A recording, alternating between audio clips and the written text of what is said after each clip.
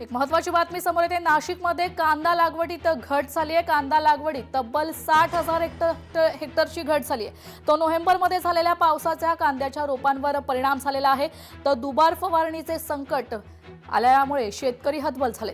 नाशिक जिल्ह्यात कांद्याची मोठ्या प्रमाणावर लागवड केली जाते। यंदा मात्र डिसेंबरपर्यंत कांद्याला चांगला दर मिळाला नाही। तर दुसरीकडे मागच्या वर्षी साठवून ठेवलेल्या कांद्याला कोंब फुटले, त्यामुळे देखील त्याला भाव मिळाला नाही। त्यातच नोव्हेंबरमध्ये आलेल्या पावसामुळे कांद्याचे रोप खराब झाले। परिणामी कांद्याच्या रोपांच्या किमती वाढल्या। दुबार पेरणीचे आणि दुबार फवारणीचे संकट ओढवल्याने शेतकरी हतबल झालाय।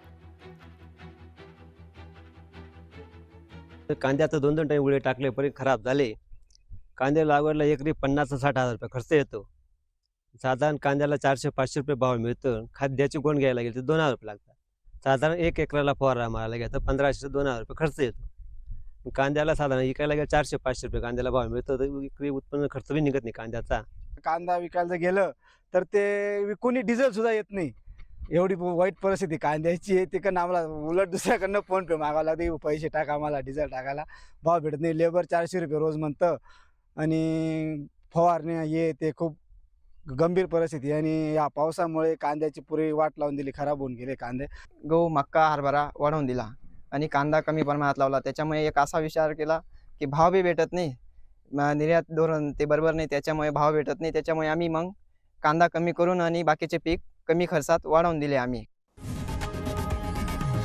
लोकशाही मराठी ऐका, पहा, जागरूक रहा।